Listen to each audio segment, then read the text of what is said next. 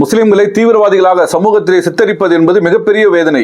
அடிப்படை உரிமையான வசிக்கக்கூடிய அந்த வசிப்பிட விஷயத்திலேயே முஸ்லிம்களுக்கு வீடு கொடுக்க மறுப்பது, முஸ்லிம்களை பார்க்கும் பொழுதே ஒரு சந்தேக கண்ணோட்டத்தோடு பார்ப்பது, அவரிடத்தில் பேசுவது பழகுவது போன்ற விஷயங்கள் எல்லாம் மிகப்பெரிய வேதனை தரக்கூடிய ஒரு நிகழ்வு.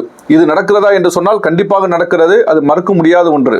இந்த சமூகத்தினுடைய வேதனையை இன்றைக்கு சட்டமன்ற அமர்வுல பதிவு செய்து கவனத்தை ஈர்த்த மதுரையினுடைய சட்டமன்ற தாவேகாவுடைய உறுப்பினர் முஸ்தபா அவர்கள் என்ன சொல்றார் அப்படின்னு கேட்டா, இதற்கெல்லாம் காரணம் முஸ்லிம்களை தீவிரவாதிகள் என்று 5 முறை திமுக இந்த மன்றத்தில் பேசியிருக்கிறது. அதுதான் இந்த சமூகம் இவ்வளவு பெரிய பின்னடைவை சந்திப்பதற்கு காரணம் என்று பேசியிருக்கிறார். இந்த பேச்சுக்கு பிறகு சட்டமன்றத்தில் கடுமையான அமளி ஏற்படுகிறது. சட்டமன்ற சபாநாயகர் இதை அவை குறிப்பில் நான் நீக்கிறேன், இதுக்கு எந்த ஆதாரம் இல்லை அப்படின்னு அவர் சொல்லிட்டாரு. உண்மையிலே திமுக 5 முறை இப்படி பேசியிருக்கிறார்கள். இத்தனை ஆண்டு கால அரசியல் வாழ்க்கையில அந்த பேச்சு தான் ஒரு சமூகத்தை இப்படி தீவிரவாதிகளாக சித்தரிப்பதற்கு காரணமா, அல்லது இந்த சமூகத்தை தீவிரவாதிகளாகவே சித்தரித்து திரைத்துறையில வெளிவந்திருக்கக்கூடிய பல திரைப்படங்கள் காரணமா?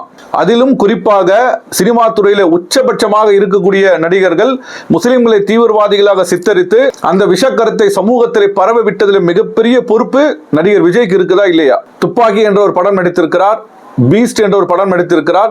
கடைசியில் வெளியான ஜனநாயகன் படம் உட்பட முஸ்லிம்களை தீவிரவாதிகளாக சித்தரித்தே தொடர்ச்சியாக படம் எடுத்து அதிலே பணம் பார்த்த விஜய் காரணம் இல்லையா? முழுக்க முழுக்க இந்த சினிமா துறை என்பது பெரும் பங்கை இந்த சமூகத்தினுடைய பாதிப்புக்கு அவர்கள் தான் காரணம். அதே மாதிரி பாத்தீங்கன்னு சொன்னால் செய்தி ஊடகம் இருக்கிறது.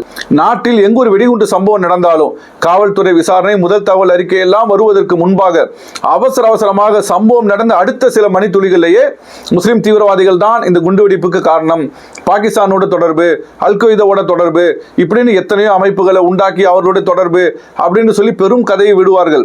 பின்னாளில் அது வழக்கு விசாரணைக்கு வரும். ஆதாரம் இல்லாமல் குற்றவாளிகள் அல்ல என்று நிரூபிக்கப்பட்ட ஏராளமான வழக்குகள் இந்த நாட்டிலே உண்டு.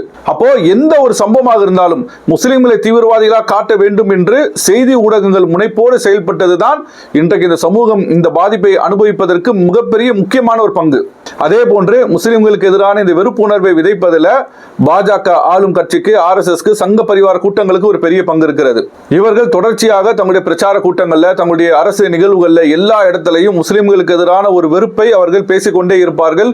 குறிப்பாக முஸ்லிம்களை தீவிரவாதிகளாக சித்தரிக்கக்கூடிய ஒரு வேலையை இன்றைக்கு இந்த பாஜக, RSS, சங் பரிவார கூட்டங்கள் தான் நாடு முழுவதும் பெரிய அளவில் செய்திருக்கிறார்கள். இப்படி சினிமா துறை செய்திருக்கக்கூடிய இந்த பயங்கரவாதத்தை, அதே போன்று செய்தி ஊடகங்கள் என்ற பெயரிலே இவர்கள் செய்யக்கூடிய இந்த பயங்கரவாதத்தை, அதே போன்று பாஜக, RSS, சங்க பரிவார கூட்டங்கள் எல்லாம் செய்யக்கூடிய இந்த பயங்கரவாத இந்த விஷம பிரச்சாரத்தை எல்லாம் சட்டமன்றத்தை பேசுவதற்கு துணிவில்லாத இந்த சட்டமன்ற உறுப்பினர் முஸ்தபா திமுக 5 முறை சொன்னாங்க, அதுதான் காரணம் என்று பேசியிருக்கிறார்.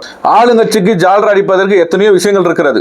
இந்த சமுதாயத்தினுடைய வேதனையை அதையும் அரசியலாக்கி அதுல இந்த விஜய் தான் பெரிய சமூக பாதுகாவலர் போன்றும், திமுக அதுக்கு எதிராக இருப்பது போன்றும் இந்த ஜால்ரா அடிக்கக்கூடிய, அதுவும் சமூகத்தினுடைய பிரச்சனையை வைத்து அரசியல் செய்யக்கூடிய வேலையை முஸ்தபா நிறுத்திக் கொள்ள வேண்டும்.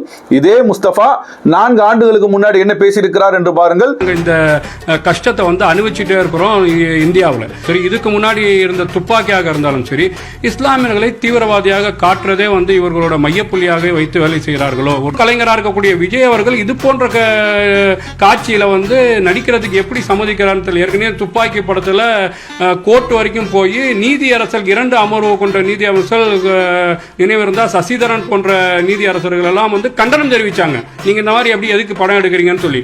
அப்படி இருக்கும்போது இவங்க அதுக்கப்புறம் திரையிட்டார்கள்.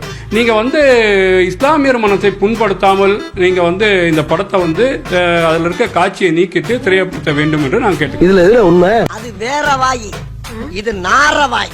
அப்பொழுது இவருடைய அரசியல் சாயம் வெளுப்பதை நீங்களே உணர்வீர்கள்.